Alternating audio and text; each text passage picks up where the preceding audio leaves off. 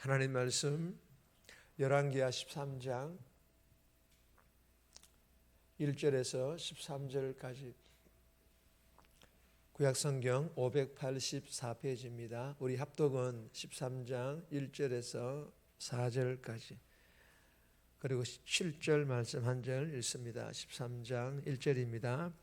유다의 왕 아하시야의 아들 요아스의 제23년에 예후의 아들 여호아하스가 사마리아에서 이스라엘 왕이 되어 17년간 다스리며 여호와 보시기에 악을 행하여 이스라엘에게 범죄하게 한 느밧의 아들 여로보암의 죄를 따라가고 거기서 떠나지 아니하였으므로 여호와께서 이스라엘에게 노하사 늘 아람 왕 하사엘의 손과 그의 아들 벳하단의 손에 넘기셨더니 아람 왕이 이스라엘을 학대함으로 여호아하스가 여호와께 간구하며 여호와께서 들으셨으니 이는 그들이 학대받음을 보셨음이라. 7절입니다.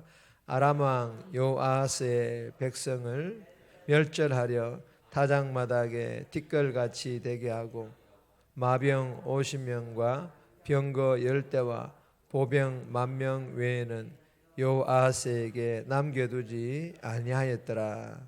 아멘.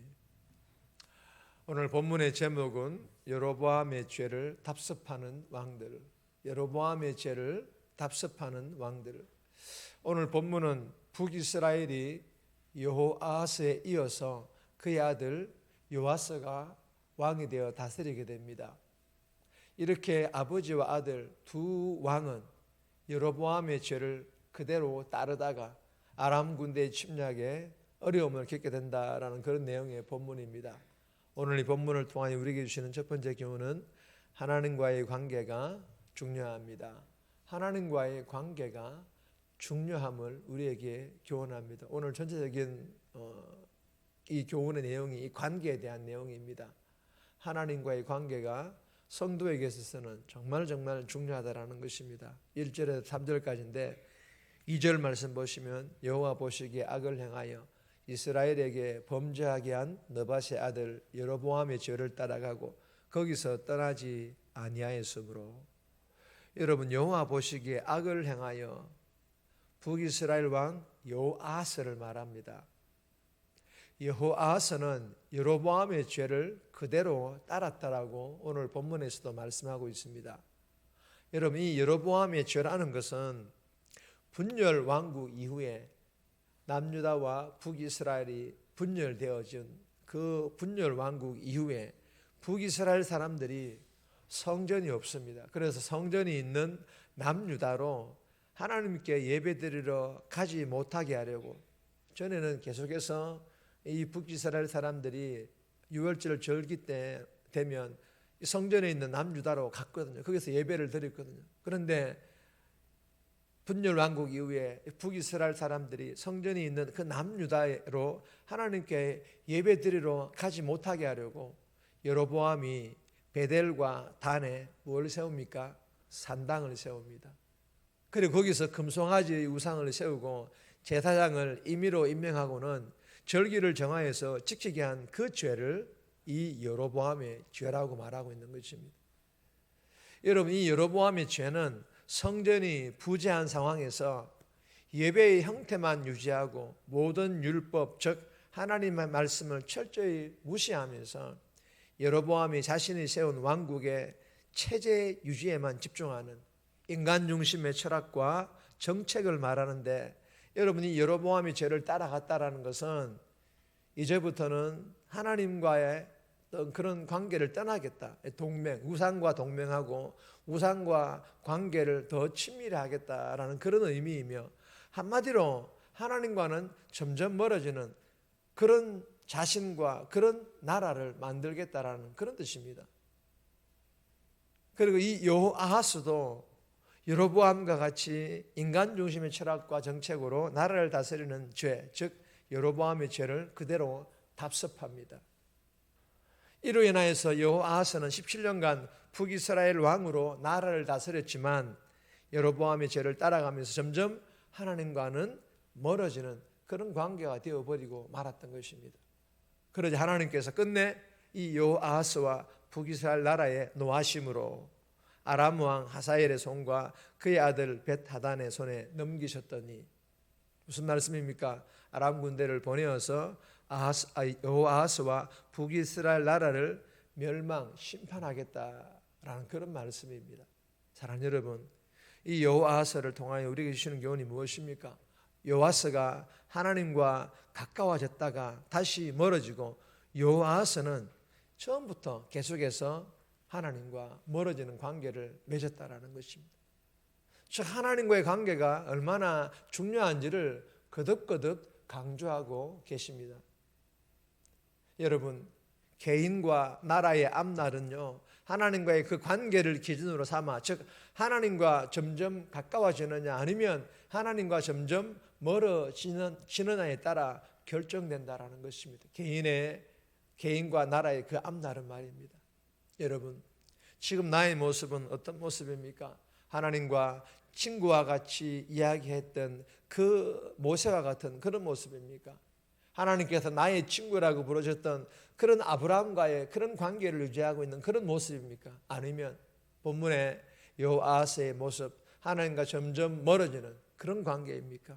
이 새벽에 내 자신을 좀 면밀히 들여다보므로 이 새벽에 묵상한 말씀과 기도를 통하여서 오늘 하루도 세상과 죄와 동행하는 것이 아니라 정말 살아계신 그 하나님과 함께 동행하며 그 하나님께 물어보고 그 하나님께 의논하며 그 하나님과 함께 친밀한 관계를 맺으며 오늘 하루도 그 하나님과 함께 복된 삶 살아갈 수 있기를 주님의 이름으로 축복합니다. 두 번째 주시는 교훈입니다.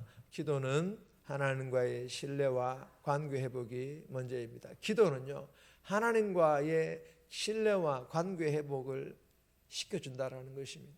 기도는 4절에서 8절까지인데 4절 말씀 보시면 아람 왕이 이스라엘을 학대함으로 여호아스가 여호와께 간구하며 여호와께서 들으셨으니 이는 그들이 학대받음을 보셨습니다. 여러분, 여호아스가 여호와께 간구하며 여호아스가 좀처럼 열지 않았던 기도의 입술을 여는데 이유는요, 아람 군대가 이스라엘을 학대하자 이 상황 앞에서 재빠르게 기도의 입을 열었던 것입니다. 그런데 하나님께서는 이러한 여호아스의 기도에도 신실하게 들으시고는, 그리고 학대받는 이스라엘 백성들의 그 울부짖는 모습도 눈여겨 보시고 계십니다. 그러나 여러분, 하나님께서 여호아스의 기도를 들으신 이유는 언약에 근거하여 이스라엘 백성들을 학대로부터 건져주시기 위해서입니다.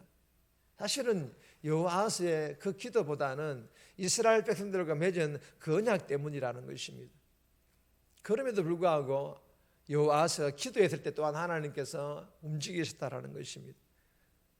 하나님께서 여호아스에게 다가오셨다라는 것입니다. 그리하여서 하나님의 구원의 손에 의해 아람 군대는 이스라엘을 떠나갑니다. 그러나 여러분, 안타깝게도 여로보암의 죄는 여전히 이스라엘을 떠나지 않았습니다. 그리고 결국에는 어떻게 됩니까? 더 큰 이 아람의 병력이 이스라엘에게 그리고 아하스에게 침략해 오지 않습니까? 사랑하는 여러분, 여호아스의 기도를 통해 주시는 교훈이 무엇입니까? 우리의 기도의 출발점, 즉 이유가 무엇이며 우리의 기도의 도착점, 즉 기도하는 목적이 어디에 있느냐라는 것입니다. 여호아스처럼 지금 힘겨운 상황이 기도의 이유이며 지금의 문제 해결이 기도의 목적입니까? 물론 힘겨운 상황을 위해서 기도해야 하며 문제 해결을 위해서도 기도해야 합니다. 그러나 이것만이 기도의 이유와 기도의 목적이 되어서는 안 된다라는 것입니다. 하나님께서 우리에게 기도의 특권을 주신 가장 중요한 이유는 하나님을 향한 신뢰와 관계입니다. 하나님을 향한 그 신뢰와 관계, 하나님을 향한 그 신뢰와 관계가 있기 때문에 주님께 나아가서 기도할 수 있는 것이죠. 우리가 이 사실을 알고 오늘 이 새벽에 기도할 때 하나님을 향한 신뢰가 회복되고 관계가 회복되어서 오늘 하루도 하나님과 더 친밀한 관계를 맺으며 하나님 주시는 그 응답의 축복도 더불어 누릴 수 있기를 주님의 이름으로 축복합니다. 세 번째 주시는 교훈은 정말 있습니다. 신뢰와 관계 회복은 오늘 해야 합니다. 신뢰와 관계 회복은요, 미루어서는 안 된다라는 것입니다.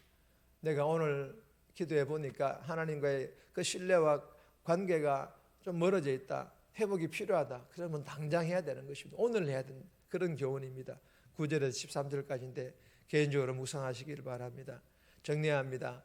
하나님과 친밀하느냐 멀어지느냐에 따라 내 인생의 앞날이 결정됨을 알고 오늘 하루도 하나님과 동행하며 물어보며 하나님과 친밀한 관계를 맺으며 살아가게 해달라고, 힘겨운 상황과 문제 해결만을 위한 기도가 아니라 하나님과의 신뢰와 관계 회복을 위한 기도를 드림으로 관계 회복과 더불어 주시는 응답 회복 받아 누리게 해달라고 이 새벽에 기도하며 오늘 하루도 살아갈 수 있기를 주님의 이름으로 부탁드립니다.